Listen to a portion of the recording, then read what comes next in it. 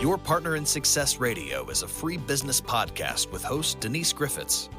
It's all about great stories, conversation, and context to help you move your business and life forward with actionable tips and advice from her guest experts. To listen and subscribe, just find us on iTunes, Google Play, or wherever you consume your podcasts. Good morning and welcome to Your Partner in Success Radio, where top performers across the globe share their secrets to help you reach your personal and your professional goals. I am your host, Denise Griffitts, and with my incredible guests, we are here to provide inspiring and practical insights to elevate your life and your business. Ranked in the top 2% globally, this podcast really is a must listen, and it's because of my guests. So whether you're seeking entrepreneurial tips, career advice, or personal growth strategies, get set to turn inspiration into action, challenges into victories, and dreams into tangible achievements. And take notes, by the way, take a lot of notes. So today we are joined by Chase Dalton, who made the leap from athlete to entrepreneur, channeling the determination he honed in sports into his company's ethos of grow or die. I love that. Over the past 6 years, he has successfully steered Silicon Signs from a startup in 2018 to a thriving $4+ million in business and establishing a nationwide presence across all 50 states. That's impressive. So born and raised in Portland, Oregon. Yeah, I'm having a bit of trouble speaking today. My air conditioner is out and I'm miserable. So please just bear with me. So born and raised in Portland, Oregon, amidst a bustling household of 8 siblings, Chase transitioned from being an athlete to an entrepreneur, and his diverse experiences, including his we'll talk about that, elite athletic background, surviving a plane crash, navigating religious deconstruction, and grappling with ADHD, all contributed to shaping his entrepreneurial journey. These challenges instilled in him resilience, adaptability, and a drive for success. And Chase, I can't talk no more. Welcome. I'm glad to have you here. Hey, you sound great to me. You're a real human, Denise. It's not a pre-recorded thing. It's nice. It's authentic. I think everyone appreciates it. Thank you. I live in the deep South, and we have 2 seasons, hot and hotter than hell. And when the air conditioning goes off, that's a crisis. It really is. So I'm hot, I'm sweaty, I'm cranky, and I'm so glad to be talking to somebody who is sane. So I'm glad you're here. Well, it snowed yesterday where I'm from, so that's different. It is. And people say, oh, I don't understand. Well, it's spring, and it's, weather is going to be, in my case, and probably yours, it could be hot, hot, hot, hot, hot. And then all of a sudden we've got rain and mud season and you've got snow. I don't know why people complain about the weather. It's going to do what it's going to do. Until the air conditioning goes off, then I'm going to complain. So here we go. But listen, tell people about you and the wonderful ways that you navigate through the world. Yeah, well, you covered a lot of that. Thanks for the great intro. Like you mentioned, been running Silicon Signs since 2018, and I'm kind of on fire about it right now. There's a lot of really good things happening just in the market, and we've really identified who our customer is and how to market to them. We're bringing on some really cool talent, so I feel like we're kind of just scratched the surface. So I'm super excited just with that, and also just the things that I'm learning as an individual as I navigate the growth and transition and the hard conversations I'm having. And it's just making me a better person, better business owner. I kind of realized that nobody really knows what the heck they're doing when they're running a business. Doesn't matter how big your business is. Like, we're all just trying to figure it out as we go. And so that's been something that's been really, really fun for me. I also have two little kids. I have a 4-year-old and an 18-month-old, and then we're expecting another in August. Congratulations. Thank you. Yeah, I think that'll be it for us. We're just gonna go with 2, but our 18-month-old is such an angel that she tricked us into having another. I'll blame it on the baby. She's going to hear this when she's older. Just so Yeah. you know. And she's probably going to be a terror, but right now she's perfect. So we're like, okay, we could do this one more time. So no, it's been fun growing our little family, and gosh, this time of life is just so wild. When me and my wife have to like actually schedule time to have a conversation about anything, that's when it's pretty chaotic. But I'm in love with this stage of life, but I'm also happy that it is a stage and that Yeah. it won't be like this forever. And I think that's what a lot of people in business, myself included, don't quite grasp because we wake up in the morning, we hit the floor running, the devil says, oh crap, she's awake, and off we go. And we think it's going to be like this all the time. It's really not. But it's hard to settle it down and say, okay, I got this. I got it. It's okay for things to be hard and difficult and to not be like to not be so infatuated and fake yourself, trick yourself into thinking, oh, I love this. I think it's okay to just say, yeah, this kind of sucks right now, but like I'm gonna enjoy it because it is temporary. There's never gonna be a time in my life I know that I'm more needed than I am right now by humans who literally depend on me for their life and sustenance and employees who need me to train and coach and so while it's exhausting, I imagine I'm going to look back on this time of my life with fondness of just feeling so needed. Does that does that sound egotistical? But No, I'm listening to you, and your voice went up about an octave. You're excited about it now. You don't have to wait. It shows in your voice. yeah, so that's it's interesting. It's been cool to transition also into just different identities.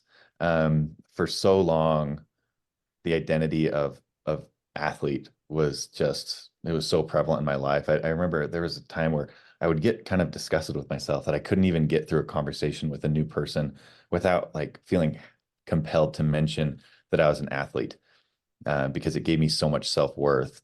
And so it's really nice now to have just different identities and also just come into my own. I mean, I just turned 35. Um, and it feels like I'm just now realizing like, okay, who am I outside of being a father or a husband or a business owner and having my athletic career be fading into a distant memory at this point. um to just realize that yeah, I am who I am outside of these other things that I do. So yeah, that's kind of the mindset that I've been in, what's been framing my existence recently. And it's just a very interesting time of life right now. I love it. I'm glad you do. Like I've worked with a lot of athletes, and it's something I think because by watching and listening to elite athletes such as you, it becomes part of who you are. You have body memories, you have all kinds of things that are going on, but it also helps you move forward unless you're stuck in high school. Bundy, anybody? Um, but unless you get stuck there and you don't take all of those lessons learned, you might want to rethink how you're living your life. Yeah, I'm not wearing my Letterman's jacket around every day, if that's what you're asking. Yeah. Yeah, I wondered. No, not really. So tell us about, because you have so many different things that have gone on in your life, have happened, and as you said yourself, honed you into who you are now and who you're becoming. Let's talk about your plane crash. What happened there? Yeah, gosh, that was I can look back to that moment. So this is in December of 2020. Everything in my life changed the day that happened. And when I say everything, I mean everything. My life was turned completely upside down, but in a good way. Um, I have a friend who he was actually on the track team with me in college. We did the same event. We trained together. We both graduated, and during the COVID break, he wanted to go get a pilot's license. So he went and did that, got his license, and then he wanted to start a business where he'd rent out his plane. So he bought a plane too. And he always wanted to go up with me. And I'd never been up in a plane, and my wife was really opposed to it. being in a small plane with a new pilot. And so I said, hey, once you hit 100 hours, then let's go on a loop, you know. So he hit his 100 hours, and so we planned a trip. And he grew up about, you know, 4 hour drive from where we're at here. And so he's like, let's just go to my house for the day and just, you know, can see my family and get some lunch and just enjoy the scenery. It was a beautiful, clear day in December. We went up there. It was awesome. Uh, we stayed there for probably a little too long. I wanted to get home before dark, but we ended up leaving around the evening time. It's a winter, so you know, got dark pretty soon. Um, we get up into the air, and you know, I just leaned back, kind of fell asleep for a minute. Um, and then I wake up to just a different vibration in the plane. And so I sat up, and I see the pilot kind of tapping his instruments, kind of seeing what's going on. His fuel gauge, I mean, not his fuel gauge, his oil pressure gauge had gone down to zero. And so he was tapping it, seeing if it was a pressure issue. And we're starting to talk about it. Say, is everything okay? He's like, yeah, this gauge isn't right. I think we need to stop. But we were in between two landing strips. And so he could either turn around, go to one, or continue on to another. He said, you know what, let's go to Heber City Airport. That's the closest one in this direction. Call Avery and Alyssa, our wives, said, let them know that we're going to stop and check out what's going on. So he started to climb just in case anything happened. He'd have more time. And as he started to climb, the prop stopped midair. So it's dark. We're in the snowy mountains. We're between, you know, if you know where Park City is in Utah, we were, you know, outside of Park City. And then the engine just stops. And those single engine planes are super loud. I'm sitting there with noise canceling headphones, and the prop just stopped, and there's this big boom. And I'd never been in a small plane. I didn't know how these things work. But we were going a certain speed, and we started slowing way down. And I took my headphones off, and I just thought, well, this is it. I mean, we're slowing down so far, and then we're just going to go crash into the side of this mountain here. He's the pilot is kind of cranking the engine, trying to see what's going on, and you know, figuring out seeing if he can restart the engine. I tried 6 or 7 times, and I figured that was the end, you know, for me. And I remember having this conscious thought: do I panic and freak out, or do I just take it like a man, I guess, in a way? And I chose to just, like, you know, keep my head and just like, okay, I'm accepting this. I'm accepting death here. And then this overwhelming feeling of just grief overcame me. Because our son, our firstborn, he was about 6 months old at the time. And I just remember feeling so sad that I was not going to, you know, be with him anymore. And I just wanted to hold him. And we had service up there. I pulled out my phone, and I dialed up my wife, to call her, to just to tell her I love her, and to say goodbye. And I didn't push send, though, to call her, because we just kept floating. And, you know, for those of you who know about planes, these small planes, they have a glide, they can keep gliding for quite a ways. So after, you know, he's cranking the engine, nothing's happening. And I just remember, I'll always remember this sound in his voice. He had this kind of crack in his voice, and he said, "Oh my gosh." It was like when it sat into him that, like, this is happening. This plane is not going to restart. We're going down. And that's the kind of the first time that I spoke up, and I said, "Jackson, this is what you trained for. What is the next step?" And that was kind of the language we used with each other when we're out training. It's like, hey, this is like, let's stay in this mentally. I said, what's the next step? And he kind of got to work. And Mayday, you know, 79er 446. I'll never forget that. 79er 446 was the name of, you know, the name of his plane. It's like emergency landing. He looks on his instruments. He starts doing some math.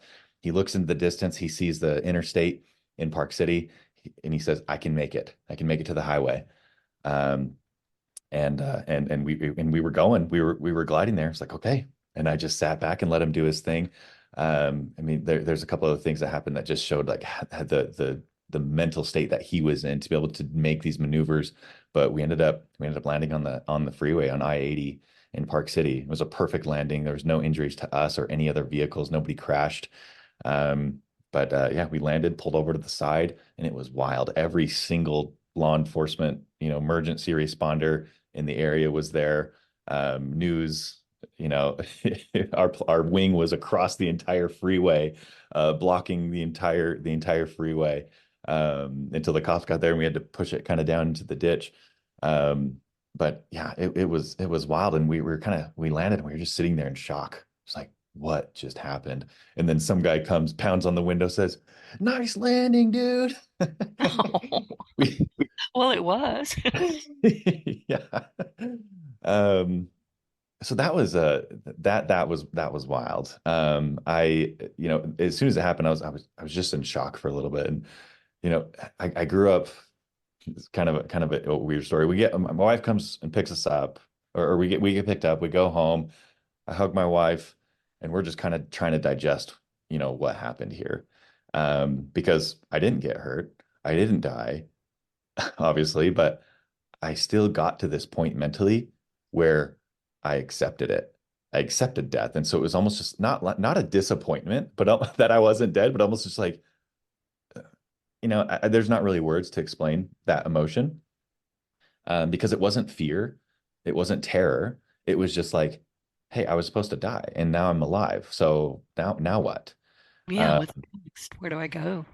yeah, that night I'm laying in bed and I'm just replaying it over and over. I can't sleep.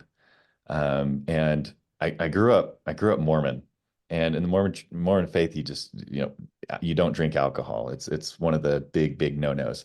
And I never had. And so this was, I'm 30 years old. I've never sipped alcohol. And I remember earlier that day, my wife's mom was in town. I think she had just left that day, or maybe the day before, and she likes to cook with wine. And I remember seeing this bottle of wine on the counter, and I don't know you know, what emotion it was, what got into me, but I sat up in bed, I walked downstairs, and I chugged the entire bottle of wine that was left. And it was disgusting. It was this room temperature. I'd never had wine, and it was a red wine, and it's kind of acquired taste. And I kind of like gagged a little bit, rinsed my mouth out, went back, and then I don't remember feeling, hungover or drunk or anything, but I remember falling asleep. That's for sure. But it was, just a weird place to be. There's just like, I kind of had this like, I don't care attitude, and also this like gratitude, but also just, it was very, very confusing. And it took me a few months to kind of digest that. I went and saw a therapist, and he explained to me that he's like, "You're going through a midlife crisis right now." I'm like, "What do you mean? I'm 30 years old?" Like, I just did the math. What? yeah. Like what do you mean? He's like, a midlife crisis doesn't have to do with your age. What triggers a midlife crisis is typically that people have an experience with death. Maybe it's a death of a parent or a friend, and you have this realization that you're not invincible, that this life does have an end to it, and it sort of just becomes very, very real. That really resonated with me, that life became very real. That there was, that like, we're here and it's not going to be forever. Not to be cliche about, the new lease on life, and life flash before my eyes type of thing. But in a way, it's kind of real, because I just realized, like, yeah, this is it. This is the time that we have. While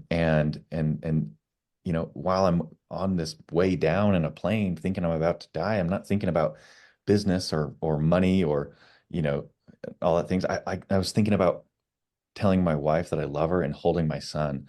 And to have that real of an experience at 30 years old versus, you know, 70 or 80 or 90 on a deathbed, um, really changed things for me, changed my perspective.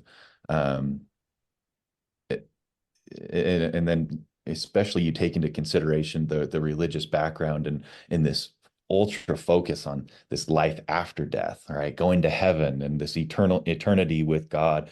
Um, there really isn't an end point at life. Like, sure, it's sad, but you don't even consider it. And so to bring everything to a point, instead of these parallel lines of my eternity, to bring my life to a point that ends, at this life, it made me start to question everything, and it made me change everything that I was doing from a business, from the way that I approached my relationships, from the way that I understood, that I spent my time, and also my relationship with my childhood religion, and with my belief in God, or a deity. It changed everything, and it sort of set me on the course, I'd say, for the next 4 years, 4 or 5 years where I'm at now. And I was going to ask you, and listen, I agree with you. I just don't believe that once we're dead, we're dead. I think that we are energy creatures and we're going to go somewhere. I don't know where, but I don't think we just disappear. I just don't. I can't even buy into that. Some people do, some people don't. I don't. So, but you're sharing that it shaped your perspective on leadership and in your business. Was there any particular things that you put into place internally and externally in business that kind of changed your trajectory? Not that necessarily perfectly translated from this plain experience, but more just, instead of focusing so much just on the making the money and being profitable and growing the business, it just shifted the focus on who am I as a person, and what really is important in life. And I think that greatly shaped the way that I lead the company, and the mission of the company, and the culture that it creates. By when we really are saying that relationships are what drive us and what are important to us, that we want our employees' best to be at home with their families. We don't want their best. We want their best to be at home, and we want them to be able to spend the time that they want with the people that they want, and to just enjoy these beautiful life experiences, and let Silicon Signs, the company, be a vehicle for that, rather than the other way around, which is what happens sometimes. And I think a lot of maybe personal journeys, or company journeys. And with that comes, yeah, a really beautiful culture of freedom, um, you know, of uh, of of commitment, of wanting to do well in a short amount of time here, so that you can just free up the time and the resources, with relationships. So yeah, it translates, but it was more from an ideological standpoint, rather than like here's a to-do item I'm going to do, or an objective, because X, Y, and Z happened, on this plane. Well, that makes sense. So, and I'm trying to kind of picture how your employees, when you walked in, oh, you're here, you're alive. Good. What do we do now? What was their response to you, the updated 2.0 Chase? It's not something that happened overnight. I was still navigating it and figuring out what was going on. Um, in fact, I'd say that it's not like I walked into work on Monday and was just like, let's go, guys. Like, I actually almost left the company, Really? because yeah, yeah. Um, so one of the customers that we do work for is Crumble Cookies. So we work with franchises. And one of the companies we work with is Crumble Cookies. And during that time, they were going through some pretty massive growth, and showing some pretty good profits, and everything. And so here I am with this midlife crisis type thing, where I'm questioning everything, and seeing the world in different light. And then I'm going through a faith crisis at the same time, where growing up in a very high demand religion, my family is just very religious. The Mormon Church is more than just a belief system. It really is its own culture. And I live in Utah, where the church was not founded, but it's where a lot of the Mormons live, right? It's where the headquarters are, I'll say. Um, and Honestly, so, when I think of Utah, I do think that. I just assume it's one and the same. yeah, yeah. Probably incorrectly, but that's how I identify Utah. No, you're not too far off. I wouldn't say, I don't know if it's the majority of the population anymore, because just things are shifting. But yeah, this is where, Brigham Young landed, and, from journeying west, and it's where the BYU is. That's where we went to school. I went to college. So yeah, very big Mormon population, and you can't really get away from it. It permeates work and social life and school and community. There's not really a distinction between those things. It really kind of is. And so if you're not part of the church in Utah, there is a little bit of a, other type thing. You're not on the inside, especially if you don't know the language of all the different. Yeah, it really is just its own culture. And so I'm going through this moment where I'm just questioning all of that, and whether I believe in the truth claims of the Mormon Church, and also if I believe in God at all. Um, and I wanted to run away. I wanted to have some time by myself where I wasn't surrounded by anybody I knew, to just process this. And luckily, for me, I guess my wife was feeling some similar things. It was hard for me, but it was also hard for her. She had to process that same thing and say, like, what if you did die? What would my life be like? Like, it was a strange time for both of us, and we were both just like, yeah, let's get out of here. And we could just go away, we could figure our stuff out, have some time. And so we were about to open a few crumble cookie stores out in Maryland. And so we went out there a couple times. We negotiated leases. We looked for apartments to rent. We were really close. And when it got down to signing the contract with Crumble, we just didn't feel right about it. Just, I don't know, call it a gut feel type thing. And we decided not to move forward with that. But we also, I think, we realized that we were calling it a business opportunity. But I think we knew kind of deep down that we were running away, rather than facing this faith transition, and this faith crisis like head on, and just being honest about it, and letting the people and our loved ones around us know about it, and being authentic and honest about that experience and in the situation. Um, but that was like a year-long process. And the people at work, like my business partner, and I told him, I said, hey, I'm going to move out to Maryland. I'm going to open Crumble. He's like, okay, like, Or, um, oh, shoot. don't Some know what to do different. with that. I was like, I'll still be able to do things from there, blah, blah, blah. Like, and bless him for being just so patient, with me. Cause I told him what I was going through. And, any other person probably would have been like, heck you are, like that, but he was just very, very understanding. Just like, okay, that's what you need to do, and we'll figure it out.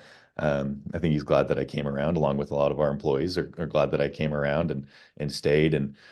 But yeah, it wasn't for a while after that, maybe a year even, to where I kind of understood myself, and had maybe more compassion on myself and the situation, and understood what was going on, and was able to cope with it in a way to yeah, move it into action items, and say, okay, here's what we're going to do.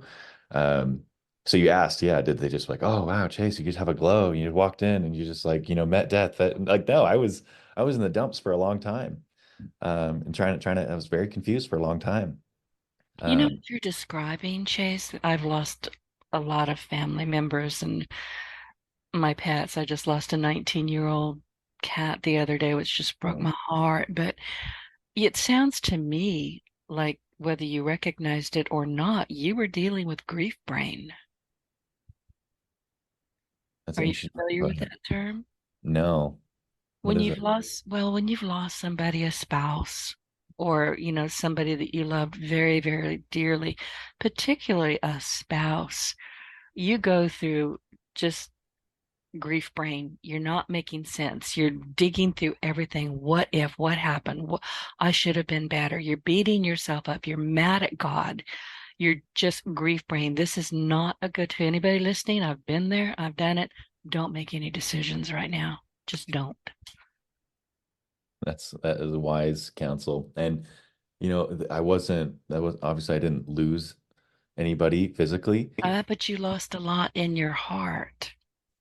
Yeah, I think I may have been grieving the person that I was. There you go. That's what I'm hearing. Yeah. So but you came out of it, and your wife obviously was not looking at you like, what are you talking about? We're staying here. I mean, you had a lot of support. And, when she asked you what would have happened to me, I can tell her what would have happened. Her life would have been irrevocably changed forevermore. So, fortunately, that didn't happen. But it sounds like you went through the grief stages. You're bargaining with God. You're mad at God. You're just saying, okay, how do I be better? There's so many different stages.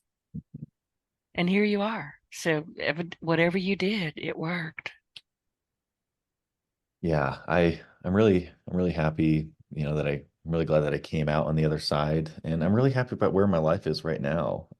Like to have that experience, yeah, it was very difficult and it was confusing, but it gave me so much more clarity of who I am and kind of what I feel like my purpose can be and the difference that I can make and my realm of influence can be, and where to put my time and more than that, just my thought process on things, just being so much more open-minded about the world and about life and about people and different ideologies and belief systems and lifestyles, you name it. Um, it was a harrowing experience, but all growth, comes through comes through turmoil. Um, whether it's growing up being an athlete. I did not like track practice. That was not the fun part. Puking on the side of a track and sitting in ice baths and rolling out sore muscles. That was not the fun part. Um, that was painful. But that's how you grow. You gotta break things down and rebuild. That's kind of what I did from my whole life perspective rather than just from a muscle. And you and I talked during the pre-interview a month or two ago now, I think, about mindfulness. And what you're sharing with us now is that you really have learned to delve into mindfulness. Stop and think. What is this going to do? Is this going to work? Mindfulness. Pay attention to the people around you. Listen to the people around you. Sometimes you have to discount 80% of what they say, but you still have to be very mindful about putting your step here, step there. How has that changed for you? Yeah, it's an interesting topic, and it has been at the forefront of my mind, even just today and this week is how important it is to just kind of take some time and analyze what's happening, and see, rather than just being a victim of circumstance or reactionary to whatever's happening. Um, like you said, being mindful of what's going on. You mentioned this in the intro. I recently have received a ADHD um, diagnosis, and I know it's highly overdiagnosed. And I'm not on any medication or anything. I don't want to. I'm not at a point where I feel like I need medication. But what it has done for me, in fact, when the therapist first brought it up, I rejected it. Said, nope, that's not me. You got it. You got it all wrong. I'm um, that's a disability in a way, right? It's a mental hindrance. I don't want medication. I don't want anything. I don't want a crutch, because I want to have control over my life and my results. And he's like, hey, I'm not pushing anything on you. I just want to tell you that, these are some of the symptoms. You exhibit a lot of those same, mindsets and symptoms, and it's okay. So we could talk about it more.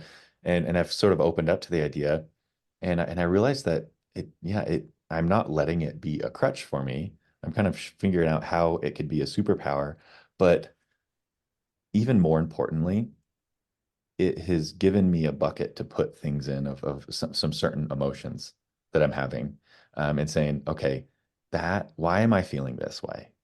And being mindful about that. Is there actually something going on here? Or could it be the ADHD talking, right? Do I really have to make this impulsive decision because I really feel like it's the right thing? Or can I sit back and say, maybe that is my ADHD talking. Do I have to dive like 100% in and hyper focus on this new diet fad or this new exercise thing, or maybe it's just a hype of dopamine that I got recently, and I could hold on to that for a second so I don't end up disappointing myself and feeling shame later when I quit it. Um, but being taking the time, yeah, to slow down, um, and to think about, yeah, to think about the emotions, the implications, has been an absolute game changer for me. I would think, and I guess I don't know much about ADHD, to be honest. In fact, I know very little about it. I may be, for all I know, but I don't want to know. So there you go. But in your opinion, ADHD, and we've talked about this, can be perceived as both a superpower, which is where you're leaning, and a weakness in leadership. So how do you navigate this duality? How is it working for you? So, just I guess maybe a brief little background. From what I understand about ADHD, it's a deficiency in dopamine, where your brain needs kind of dopamine to focus and to kind of function, at least some sort of it. Um, and so a lot of times with people with ADHD, they'll either procrastinate or avoid tasks. Okay, now you just diagnosed me. God darn it. Well, here's the kicker. But once Oh, someone with ADHD gets into a topic or into a task, they you can't stop them either. Like nope. they can get more done than anybody else and be more productive because they go into this hyper focus mode. Does that sound Okay, familiar? yeah. Okay. Welcome to the club, Denise. I'm gonna go cry. You just described me. Once I focus, don't talk to me. Get out of the way. I'm working. I brought a Lego set home for my son the other day, and he's 4, so and there were small Legos. He couldn't really do it or read the instructions, so he wanted me to build it for him so he could play with it. And I sat down and I did it for him, and I thought it took me about 45 minutes. And my wife walked through the door. She coaches track. She came home, about 7:30, and she's like, "Why is Ronnie, our 18-month-old, like, why is Ronnie still awake?" And I was like, "What? It's 7:30. I'd been working on it for 2.5 hours, and I had no clue because I was just so obsessed with just getting it done now that I was into it. So it is a cool superpower. You get to, as long as you know how to use it. I mean, and you can Yeah, I mean, use I've it, always assumed that my focus is a superpower, and nobody's going to tell me different. So let's just right? get that out of the way. But I had no idea. Yeah. So but the ways that it can be a weakness and get you in trouble is sometimes you get this dopamine rush, and so people with ADHD usually have this mentality of all or nothing, right? Like, why do something No, at all no, unless am I I don't hurting want your to talk feelings? to you. I don't want to talk to you anymore. Keep going. I'll suck it up. All right, I'll send you the bill for my therapy Yeah. session after this. Don't worry. Okay. Uh, so yeah, there's this all or nothing mentality. Why do it if you're not going to be the best? Why do it if you're not going to focus 100% of your attention and do it the right way, or do it all the way? Like, and so that's why you get a lot of, unfinished projects with people with ADHD. I'm going to start a home project and not finish it, or I'm going to leave a lot of loose ends, or I'm going to start the diet and not finish it, or the exercise program, and just I'm going to go buy all the new outfits and new running shoes, and I'm going to do this, and then 3 days later, like, nah, never mind. Next. Um, and so associated with that level of kind of all or nothing, full send attitude, for me at least, is accompanied by a lot of shame, and like self-loathing, to where it's like I'm a quitter. Like there, and I've had this conversation with my wife a lot of times, like just telling her, like, I think I'm a quitter. Like I can't stick with anything, unless I have someone, I don't know, holding my hand through it, which wasn't really consistent. It's like, okay, well, I stuck with sports. And like here I am running a business that I've done for 6 years now. Like I stuck with that. And it was just really confusing. And so that's why I said having this ADHD kind of gave me a bucket to have a little bit more compassion on myself. to say, no, it's not that I'm a quitter. It's that I quit things that I'm not interested in. And so I just need to be more careful about the things that I jump into. You know, we're going to have a baby in August, and I'm going to take a month off from work, and I'm going to hyper focus on being a dad and being present and being there to help my wife and be with the kids and to bond with this new child. That is a superpower, to be able to turn that level of focus on. And when it's time to grow a business, and when it's time to sprint and hit that next benchmark, I can turn on that superpower there and hit that, and then turn it back off.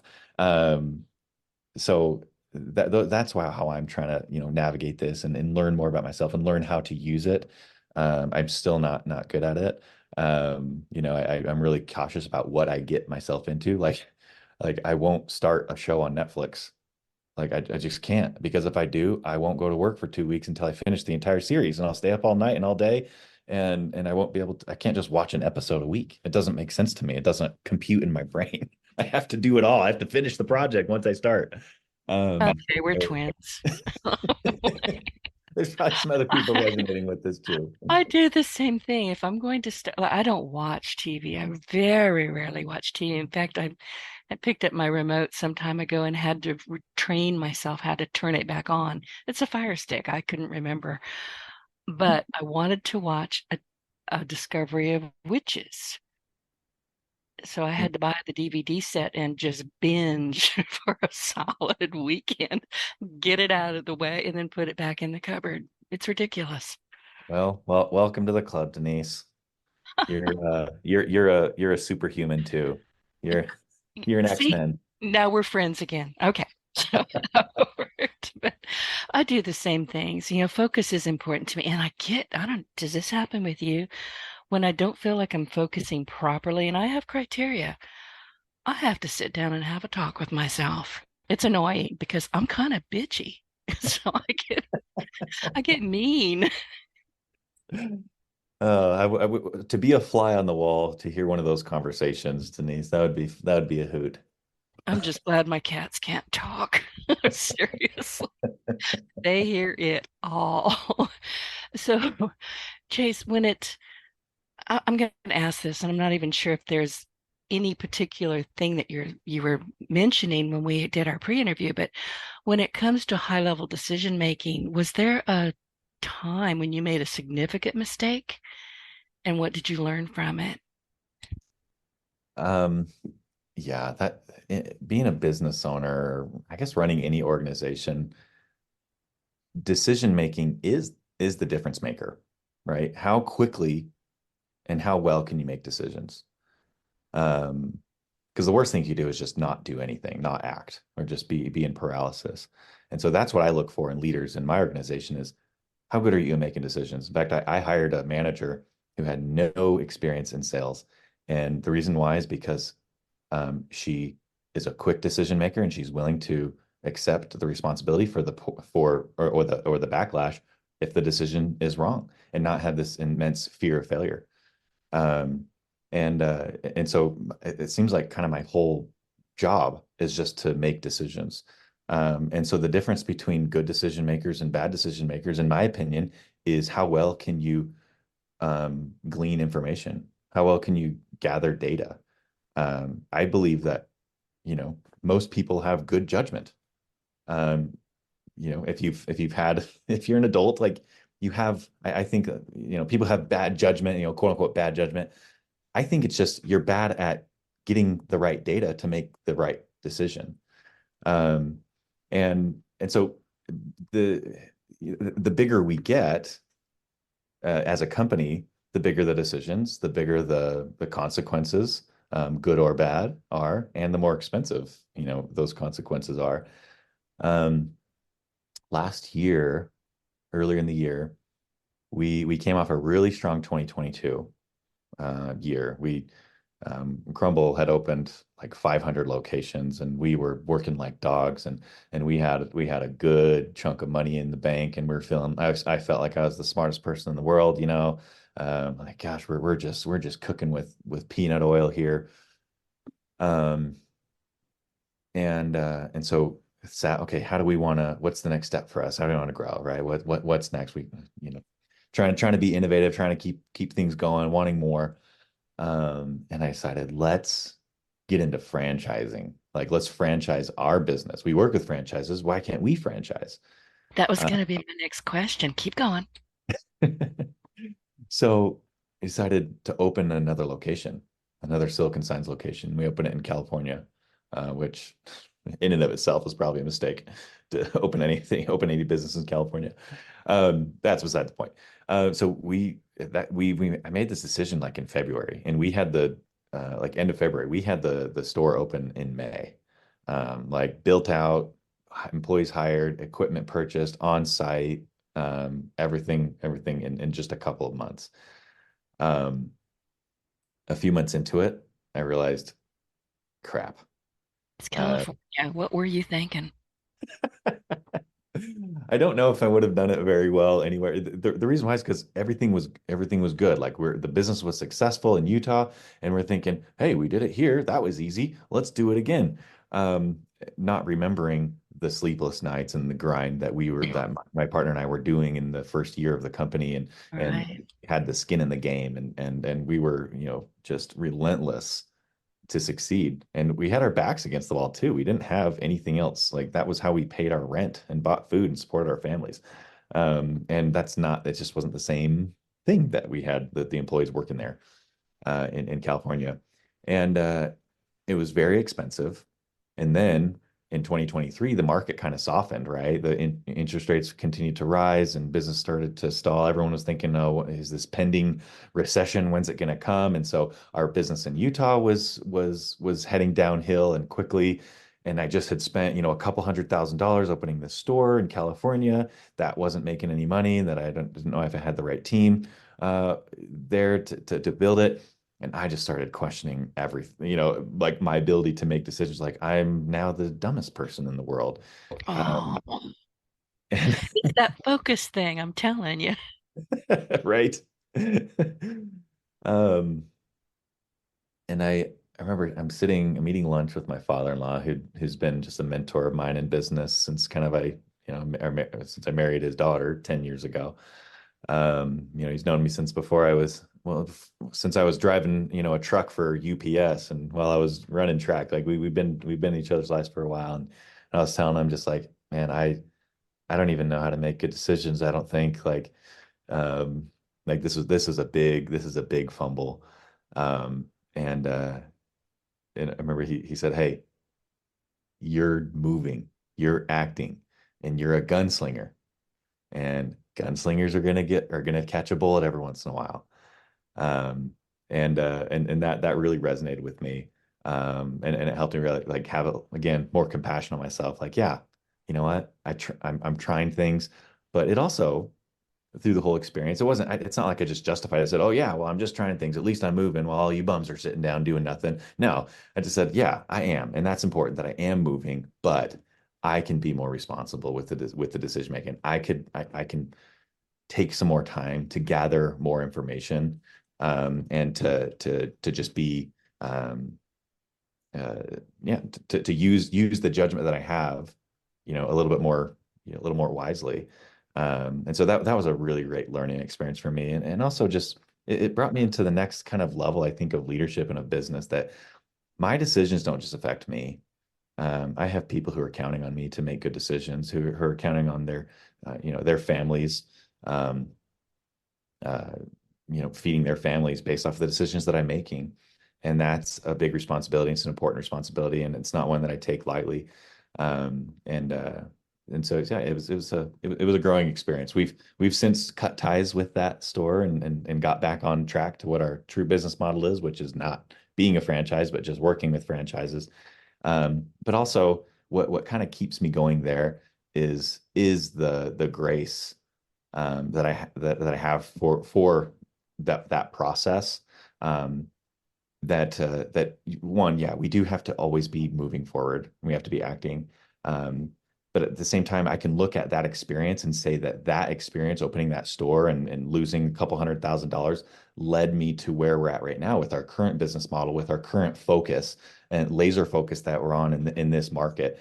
We couldn't have gotten there without having that slight detour to sort of, I don't know, uh, check that box in a way. It's okay. It's not that, it's definitely this. This is what we're doing. And we've had explosive growth since then. And so part of the decision making is, yeah, being willing to take responsibility when the decision was bad, not being afraid to fail, but also looking for the good in the failure. Like we call it, I call it tuition, right? If I'm Oh, it's yeah. $200,000 in tuition that I paid, and it is already having a return on that capital investment I made in this California location. And I was taking down notes while you were talking about the conversation with your father-in-law. I love gunslinger. I wrote that down and underlined it. But my thought process, and this is what I wrote down, Chase is employing thoughtful logic. Does that make sense to you? Yeah, go. I mean, expound on that. Well, I was listening to you, you know, taking in what your father-in-law said and wincing a bit at the gunslinger part because I winced with you. It's like, ooh, that's smarted. But then you immediately took it to yourself and said, okay, but now I can do this. You didn't just go, oh, that's baloney. That's not what happened. You immediately processed it and pivoted. It was thoughtful logic. Yeah. Yeah, at the beginning, you brought up the kind of one of our core values is grow or die, and we have our written definition of what grow or die means to us. Um, and there's two sentences. One, we're obsessed with growth and progression, and number two, we're perfectly honest with ourselves. And coming from an athletic background, and that's where I learned that concept that you cannot grow without honesty. And the analogy I give to my employees is that if you go to the mall, right, and you look at the map and you're trying to get to whatever J.C. Penney's, may it rest in peace. You go, Yeah, I thought they were gone. I don't yeah. go to malls. I So couldn't the even food tell you. court, we'll call it the food court. Yeah. So you're trying to Okay. get to the food court. What do? You go to that big mall at the beginning and you find where the food court is. Okay, there it is on the map. You can't just start walking because until you know where your position is on that map, you can't navigate the path to get there. And that's where the perfect honesty comes when you're trying to grow.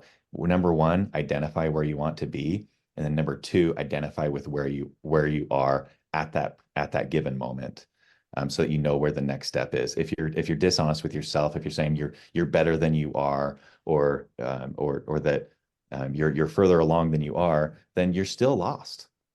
You might know where you're going, but that you don't know where you are. So you can't get there. Um, and so that level of humility and honesty, say, yeah, you know what? I can make good decisions, but this was not a good one. I messed up. I moved a little bit too fast. I need to be more careful with the money of the business, with the decisions that I'm making, with the people that count on me. I have to do better next time. And so I can be more mindful about, when big expensive decisions come up, I need to take more than just my ego into consideration and my thoughts of what it is. I need to take consideration the risk factor of what am I putting on the line, and do I have people who are backing me, and have I taken everything into consideration? Have I talked to the right mentors and bounced us off enough people? That was a good time for me to just be honest with myself and say, you know what? Yeah, I'm not where I need to be right now. And it's helped me be a bit better leader and a better decision maker. And see, I think that's an amazing story, and you have a terrific father-in-law. And I wanted to back up just a little bit because you are now your company is what, 6 years old? Yeah, we just crossed 6 years. Yeah, but you are now a national sign company with your work showcased in all 50 states. Congratulations. Thank you. How did Yeah. that happen? What'd you do? So working with franchises, it sort of naturally gets us around the whole country. We've actually been in Puerto Rico and Canada as well. Um, Nice. but it usually takes sign companies, decades to break into the national space. takes a lot of experience, a lot of capital investment, because no big national franchise or national company is going to walk into some startup sign company and say, "Hey, do you want to handle the signage for my entire system?" Funnily enough, that is what happened to us. We somehow got this huge deal with a publicly traded company. They're opening 50 vet clinics. We were in business 3 months. We got this PO for $700,000 to open 50 do signage for 50 vet clinics across the country in 3 months. They're opening 50 in 3 months. And we end up getting a loan just so we can buy the materials. We flew around the country and we learned all about permitting and shipping logistics and finding local installers and how all that works.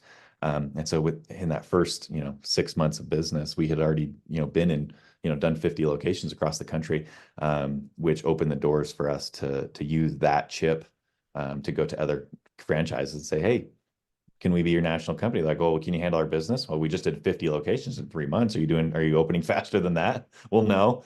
All right, we'll give you a shot. And we just kind of climbed our way up from there.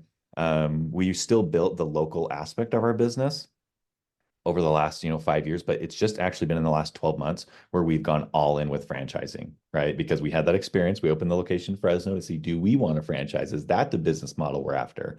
And after saying nope, but we do want to go all in with franchises and not do, not at a local sign company. That laser focus has been amazing, to just find this market that we know where they are, we know how to market to them. And so we're just every day we're getting more and more opportunities working with new brands. We're becoming kind of a premier provider for franchises. So that's the long story of how we got into it. Yeah. It's an amazing story, but you had so many things going on during this, but somehow you still never really, I mean, I know you had a tough time there after the plane crash, but you never really lost your focus on what the company was, who it served, and who your people are that are working with you, working for you, that you're working for. So I think those are probably some of your biggest achievements. I really care about the people that we work with. I grew, like I mentioned, I grew up in a very conservative home, Christian, and I would say, unfortunately, maybe a little close-minded to certain other lifestyles. In college, I was an athlete, and I didn't get into the business school at BYU, and I had to stay on track to graduate. And so I got thrown into the sociology program, which is like, whatever, here's just like, this garbage degree, whatever. I'll just get out and go get a job or do whatever. But studying sociology in college changed. It was another life-changing experience for me to open my eyes and my heart to different lifestyles and to different people, and to have love and compassion for people who didn't look like me or act like me or have the same mindset or ideologies as me. And that's been so helpful for me in business. In fact, if anyone were to ask me, what education path should I take if I want to be a business owner or a leader or an entrepreneur, I would recommend sociology. Forget about business courses. You can learn all that on the job. You can learn how to read a spreadsheet. Go look it up on YouTube. But to learn how to understand people and to love people and have compassion for people and to lead people, that is what business ownership is. It's Very the ability much. to lead people and to Right. motivate people and to know it makes them tick. And it's been very, very rewarding to have the focus be on the relationship of the people versus the profits of the company, because the one takes care of the other. It does. And, I'm of the firm belief that there really are no accidents. Things happen when they need to happen, and then you deal with them. You I know, could be wrong, but that's just the way I think. that's a whatever it is, whether it is an accident or not, whatever you believe, even if it is an accident, like we could still make the most out of what it is, or whatever situations come our way. Take it, learn from it, glean what you can from it. Otherwise, it's just wasted time or wasted money. You might as well call it tuition, and learn from it. I love that. That just went up on my whiteboard, tuition. Chase, it has been a fantastic conversation with you, and I sincerely appreciate you taking the time to spend with me and the audience. So, Would you mind, before I reluctantly let you go, would you mind sharing your online presence and your preferred means of contact with our audience so people can learn more about you? Yeah, sure. Our website, siliconscience.com. That's the company we run. You can find me on LinkedIn, Chase Dalton, on LinkedIn or Instagram. Actually, I deleted Instagram. I was wasting too much time. Hashtag ADHD. Uh, but uh, but yeah, if you reach out on our website or LinkedIn, I'd love to connect with you there. If you feel like a relationship would be worthwhile to just be connected. So I appreciate you inviting me on, Denise. It was wonderful talking to you and sharing my story, and I really appreciate it. Thank you. And listen, before I let you go, again, very reluctantly, because this has been a fascinating conversation. Now I have to go look up ADHD. Thank you for that. But, yeah, don't send me a bill. I'll send you mine for the next. But are there any last thoughts that you'd like to share with our audience? No, I feel like we really covered it. A lot of those things there. If I could, share, kind of sum all of this up is, like I started, nobody really knows what they're doing. If you're feeling like, oh man, I need to get my crap together, or I need to figure out my business or my life, and one day I will. No, you won't. You'll never get there. You'll never figure it out. The joy is in the process, and in the journey to get there. And we're all, no matter how successful we seem or how happy we seem, we're all fumbling our way through life. And we're trying to just do our best with the resources and the information that we have. And so have compassion on yourself, give yourself patience, and do the same for other people around you. And that's where I believe like that true success comes from me is in the success of the relationships that I have with myself and with the people around me. And if you're interested in business, that's the building blocks of business is the relationship with yourself and with other people. And listen, I agree with you. I have this I have two invisible signs that float over my head. I'm a cat woman, apparently. I'm not the crazy cat lady yet, but it could happen. So there is an invisible sign that floats around me, no matter where I am, that says Schmuck lives here because a kitten or a puppy will find me. The other one is, and I can see this one because I think it's on my forehead, that says work in progress. So I try not to beat myself up too badly because I am a work in progress. We all are. Yeah, that's Anyway, beautiful. thank you, Chase. I've really enjoyed having you on the show. And to our audience, as we conclude today's episode, your feedback means a lot to me. So if you found the show helpful, please support us with a quick review on iTunes. And this is why your input is vital in my mission to inspire and empower more individuals with these terrific interviews. So don't forget to hit subscribe, leave a review, and share your Partner in Success Radio with friends and colleagues. And be sure to go find Chase Dalton on the web and connect with him. And thank you for tuning in. And I will see you next week. Chase, again, thank you so much. Thank you. Get your voice heard. If you would like to launch your own far-reaching podcast, contact Denise Griffitts at yourofficeontheweb.com and go to the podcast tab.